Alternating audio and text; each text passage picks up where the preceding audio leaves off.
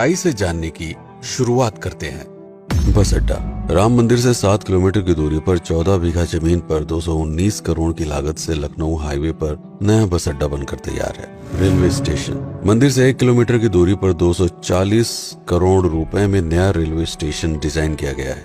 भविष्य में अयोध्या से दिल्ली, मुंबई, चेन्नई, बेंगलोर, पुणे, कोलकाता, नागपुर, लखनऊ और जम्मू जैसे शहरों के लिए विशेष रेलगाड़ियां चलाई जाएंगी।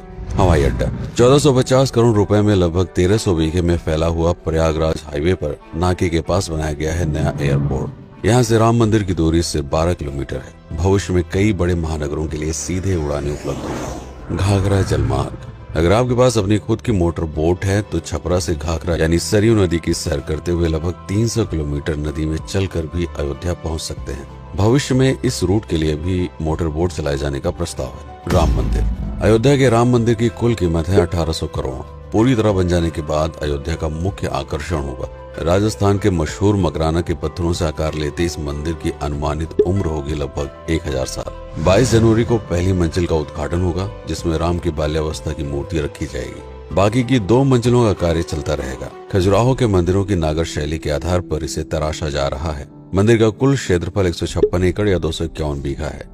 हनुमानगढ़ी। राम मंदिर से लगभग 800 मीटर की दूरी पर स्थित है हनुमानगढ़ी। मंदिर के आवासीय परिसर को मिलाकर यह लगभग 52 बीघे में फैला हुआ है। मंदिर की 76 सीढ़ियां चढ़कर हनुमान जी के दर्शन के बाद ही राम मंदिर में जाने का विधान है। यह मंदिर अयोध्या शहर के ठीक बीच में एक ऊंचे टीले पर बना है। शहर की तरफ आने वाले आक्रमणकारियों के आने की सूचना यहीं से प्राप्त करके अयोध्या के राजा तक भेजी जाती थी। इतिहासकारों के अनुसार जितनी बार भी अयोध्या पर आक्रमण हुआ उतनी बार इस मंदिर को भी विध्वंस झेलना पड़ा। हालांकि सन्यासियों ने हर बार इस मंदिर को फिर से खड़ा किया। आज ये मंदिर रामानंद संप्रदाय और निर्वाणी अखाड़े के अधीन है। राम की पेड़ी। अयोध्या को सरयू नदी की भयंकर बाढ़ से बचाने के लिए इस बांध का निर्माण किया गया था, जिस पर श्रद्धालुओं के स्नान के लिए कई घाट बना दिए गए थे। इतिहासकारों के अनुसार जितनी बार भी बांध टूटता था, सरयू का पानी अयोध्या की गलियों में घुस आया करता था। इसी बाढ़ से बचने के लिए पूरे अयोध्या में जगह जगह पर ऊंचे टीले बनाए गए थे, जैसे राम टीला, हनुमान टीला, लक्ष्मण टीला। आज ये बांध अयोध्या का मुख्य पर्यटन स्थल बन चुका है। हर दीपावली पर यहाँ लाखों दिए जलाकर रामायण की उस घटना को उत्सव के रूप में मनाया जाता है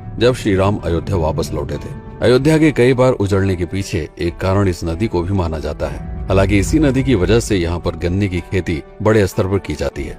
लता मंगेशकर चौराहा। नया घाट और बस स्टैंड के पास ही अयोध्या का मुख्य चौराहा 6.7 करोड़ रुपए में बनकर तैयार हुआ है। पद्मश्री से सम्मानित राम सुथार जी ने 2 माह के कठिन परिश्रम के बाद इस 40 फीट लंबी वीणा को आकार दिया। 14 टन की इस वीणा को लता जी के स्मृति चिन्ह के रूप में यहाँ पर लगाया गया है। इसीलिए इसका नाम नया घाट चौराहे से बदलकर लता मंगेशकर चौराहा कर दिया गया है। धर्मपथ। नया घाट से कुछ पहले सड़क के दोनों तरफ 30 फीट ऊंचे 40 सूर्य स्तंभ लगाए गए हैं, जिसे धर्मपथ का नाम दिया गया है, जो श्री राम के राजकुल सूर्यवंश का प्रतीक है। दशरथ समाधि स्थल। नए बस अड्डे के बगल से एक पतली रोड कछार से आगे बढ़ते हुए लगभग 12 किलोमीटर दूर ले आती है दशरथ समाधि स्थल, जो बिलहर घाट पर मौजूद है, जिसके बारे में मान्यता है कि यहाँ पर राजा दशरथ का दाह संस्कार हुआ था। राम मंदिर के साथ ही इस जगह को भी पर्यटन स्थल के रूप में विकसित किए जाने की योजना पर कार्य चल रहा है। भरत कुंड। अयोध्या से 15 किलोमीटर दूर है नंदीग्राम। यहाँ मौजूद तालाब को भरत कुंड कहते हैं। मान्यता है कि इसी जगह से भरत ने पूरे अयोध्या का राज कार्य संचालित किया था। पर्यटकों के लिए इस स्थान को भी विकसित किया जाएगा। गुप्तार घाट। राम की बेड़ी से सरयू नदी के किनारे चलते हुए 10 किलोमीटर दूर स्थित है गुप्तार घाट। ये कैंट एरिया में पड़ता है। इस जगह को श्री राम के जल समाधि के रूप में महत्व दिया जाता है। इसके अलावा अयोध्या नगर में हर गली में कई विशेष मंदिर हैं, जिनकी अपनी मान्यताएं हैं, कथाएं हैं, विशेषताएं हैं। पूरी तरह से विकसित हो जाने के बाद नई अयोध्या को पूरी तरह से जानने के लिए, इसका आनंद लेने के लिए कम से कम 3 दिनों तक यहाँ रुकने की आवश्यकता है। देश विदेश से ज्यादातर पर्यटक भारत आते हैं उत्तर प्रदेश में आगरे का ताजमहल देखने और प्राचीन नगर काशी और सारनाथ घूमने। प्रश्न ये है कि अयोध्या घूमने और श्री राम का मंदिर देखने के लिए भला विदेशी क्यों आएंगे? और इसका कारण है भारत में लिखी गई राम कथा की सबसे पहली और प्राचीन पुस्तक रामायण। भारत में रामायण के अलावा कंबोडिया में रीमकेर, थाईलैंड में रामकियन, जो कि वहाँ की राष्ट्रीय पुस्तक है, इंडोनेशिया में ककनिक, नेपाल में भानुभक्त रामायण जैसी पुस्तकों में वाल्मीकि की रामकथा से प्रेरणा लेकर इसे अपने अपने देश की संस्कृत के हिसाब से फिर से लिखा गया है। पात्रों के नाम, कुछ नई घटनाओं के अलावा मूल रामकथा सभी में एक जैसी है। इसके अलावा भारत में ही रामकथा को लेकर संस्कृत में 7 संस्करण, हिंदी में 3 संस्करण, गुजराती में 47, उड़िया में 14, तेलुगु में 5, कन्नड़ में 4 और अन्य भाषाओं में लगभग 17 संस्करण मौजूद हैं। इसके अलावा लिखे गए नाटक, कविताएं आदि को भी अगर मिला दिया जाए तो इस दुनिया में 300 से अधिक तरह से राम कथाएं बार बार लिखी गई हैं।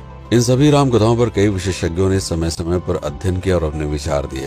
Father Camille Bulcke, Hermann Jacobi, Wendy Doniger, Edward अल खरर, Alf Hiltebeitel, Paula Richman, Aubrey Menen, Ramesh Menon, Radha Vishwanath, Shantanu Gupta, Meenakshi Jain, Lala Sitaram, Swami Gyananand Saraswati जैसे कई लोगों ने समय समय पर राम कथा को लेकर गहन शोध किया और इसमें छिपे हुए मूल कथा के साथ ही इसके इतिहास को समझने का प्रयास भी किया। राम कथा थी कौशल प्रदेश के द्वारा किष्किंधा और लंका पर विजय प्राप्त करने की पहली बार एक अखंड भारत के निर्माण की। रामायण महत्वपूर्ण इसलिए हो जाता है क्योंकि ये अखंड भारत युद्ध से अधिक व्यक्ति के आदर्शों, सूझबूझ, मित्रता जैसे गुणों से स्थापित हुआ। रामायण एक ऐसा डॉक्यूमेंट है जो ये समझाता है कि भारत पहली बार एक कैसे हुआ। इसलिए ये गाथा न तो कभी भुलाई जा सकती है और न ही कभी मिटाई जा सकती है। और आज की अयोध्या उसी अखंड भारत का एक प्रतीक है, अपनी संपन्नता के कारण जिसने समय समय पर बाहरी आक्रमणकारियों का भी सामना किया। अयोध्या की इसी संपन्नता ने यहाँ पर मुगलों को भी आकर्षित किया। महात्मा बुद्ध भी यहाँ पर रुके, सिखों के गुरु साहब भी आए और जैन धर्म के तीर्थंकर भी। सिर्फ आए ही नहीं बल्कि उनके अनुयायी यहीं पर बसते चले गए।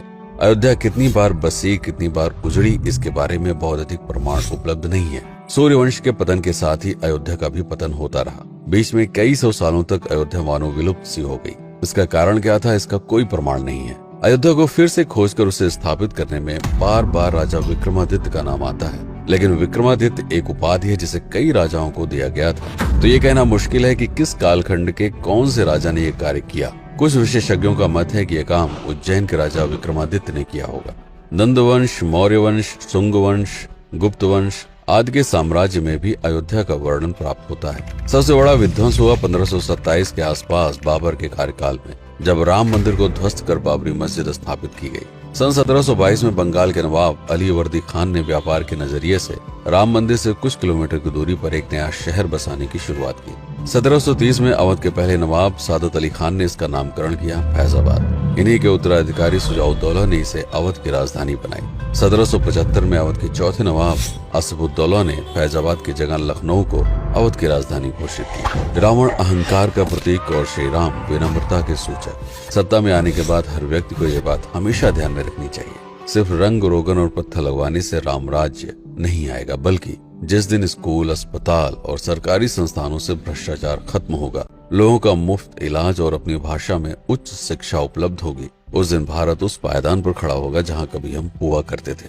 रामायण अहंकार पर विनम्रता की विजय है।